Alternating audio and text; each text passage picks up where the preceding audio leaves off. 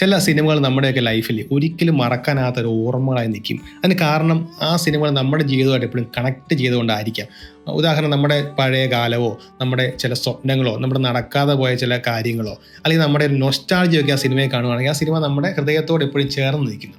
അത്തരം ഇങ്ങനത്തെ പഴയ കാലത്തെക്കുറിച്ചും നൊസ്റ്റാൾജിയെക്കുറിച്ചും ഇതിൽ നമുക്ക് നഷ്ടപ്പെട്ടു പോയ സ്വപ്നത്തെക്കുറിച്ചൊക്കെ സിനിമ എടുക്കുന്ന ഒരു സംവിധായകൻ തമിഴ്നാട്ടിലുണ്ട്. സി പ്രേംകുമാർ എന്നാണ് അദ്ദേഹത്തിൻ്റെ പേര്. ഒന്നുകൂടെ കൃത്യമായിട്ട് മനസ്സിലാക്കാൻ പറഞ്ഞാൽ 96 എന്ന സിനിമയുടെ സംവിധായകൻ. ഈ ഒറ്റ സിനിമയുടെ കാര്യം പറയുമ്പോൾ തന്നെ അദ്ദേഹത്തിൻ്റെ മുഖം എല്ലാവരുടെയും മനസ്സിലേക്കും വരും.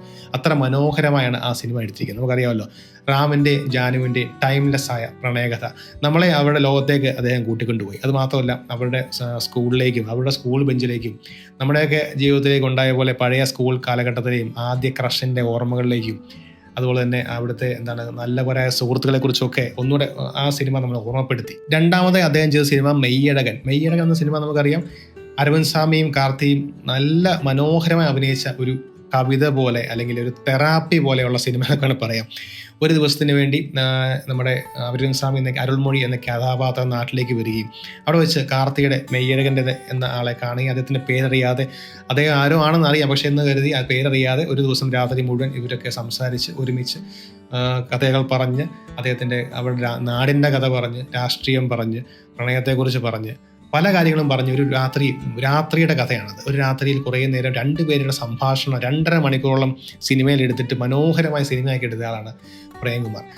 ഇതൊരു പ്രത്യേക കഴിവാണ്. കാരണം അങ്ങനെ ആ കഥ പറയണമെങ്കിൽ, മനുഷ്യനെ പിടിച്ചിരുത്തണമെങ്കിൽ അതിനകത്ത് മനോഹരമായ കഥ വേണം. അതിനപ്പുറം ഇദ്ദേഹത്തിൻ്റെ ഏറ്റവും വലിയ ടെക്നിക്ക്, അദ്ദേഹം പറയുന്നതാണ്, കഥ പറയുന്നത് ഈ വലിയ വലിയ ഗിമിക്കുകളിൽ കൂടോ ക്യാമറ ടെക്നിക്കുകളിൽ കൂടെ ഒന്നുമല്ല, ഇമോഷൻസിൽ കൂടെയാണ് കഥ പറയുന്നത്. നമ്മുടെ ഇമോഷൻസ് വെച്ചാണ് അദ്ദേഹം കഥകൾ എഴുതുന്നത്. അദ്ദേഹം ഒരു എഴുത്തുകാരനാകാൻ ആഗ്രഹിച്ച ഒരാളായിരുന്നു. സി പ്രേംകുമാറിൻ്റെ കഥയിലേക്ക് വരാം. അദ്ദേഹത്തിൻ്റെ വീട് തഞ്ചാവൂരാണ്. തഞ്ചാവൂരുള്ള ഒരു ഗ്രാമത്തിലാണ് അദ്ദേഹം ജനിച്ചത്. അദ്ദേഹത്തിൻ്റെ ആദ്യകാലത്ത് അദ്ദേഹം വൈൽഡ് ലൈഫ് ഫോട്ടോഗ്രാഫറായിരുന്നു. എഴുത്ത് ഭയങ്കര ഇഷ്ടമായിരുന്നു. ഇപ്പോൾ എഴുത്തിൻ്റെ ഭാഗമായിട്ട് അദ്ദേഹം ചെറിയ നോവലൊക്കെ എഴുതുമായിരുന്നു. അങ്ങനെ എഴുത്തിന് ശേഷം അദ്ദേഹം ഈ ഫോട്ടോഗ്രാഫിക്ക് ശേഷം സിനിമാറ്റോഗ്രാഫറാക്കി സിനിമയിലേക്ക് വരികയും നിരവധി സിനിമകളിലൊക്കെ സിനിമാറ്റോഗ്രാഫറായി വർക്ക് ചെയ്യുകയും ചെയ്തു. അങ്ങനെ വിജയ് സേതുപതി ഒരു സിനിമ അദ്ദേഹം സിനിമാറ്റോഗ്രാഫി ചെയ്തു. അങ്ങനെ വിജയ് സേതുപതി പരിചയപ്പെടുന്നു. അതിനിടയ്ക്ക് അദ്ദേഹം എഴുതിയ 96 എന്ന സിനിമയുടെ കഥ വിജയ് സേതുപതിയോട് പറഞ്ഞു. അപ്പം വിജയ് സേതുപതി പറഞ്ഞു, നീ ഈ സിനിമ സംവിധാനം ചെയ്താൽ ഞാൻ അഭിനയിക്കാം. അങ്ങനെ അപ്രതീക്ഷിതമായി ഇദ്ദേഹം പറഞ്ഞുകൊണ്ട് യാദൃച്ഛികമായിട്ടാണ് പ്രേംകുമാർ ഡയറക്ഷനിലേക്ക് വരുന്നത്. അങ്ങനെ ഈ പറഞ്ഞ വിജയ് സേതുപതിയുടെയും പ്രേംകുമാറിൻ്റെയും കൂട്ടുകെട്ടുകൊണ്ടാണ് 96 എന്ന മനോഹരമായ സിനിമ സംഭവിച്ചത്. അതിനെ നമുക്ക് രണ്ടുപേരും നന്ദി പറയാം. കാരണം ഒരു ടൈംലെസ് ആയ ക്ലാസിക് സിനിമ.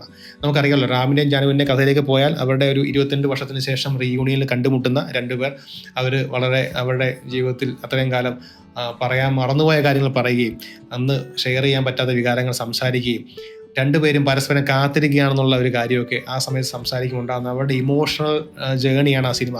അത് ഏറ്റവും എടുത്തു പറയേണ്ട പ്രധാനപ്പെട്ട കാര്യം അവരുടെ കാസ്റ്റിംഗ്. അതായത് റാമായിട്ട് വിജയ് സേതുപതിയെയും തൃഷ ജാനുമായിട്ടും ആ സിനിമ വളരെ മനോഹരമായിട്ടാണ് നമ്മളിലേക്ക് എത്തിച്ചിരുന്നത്.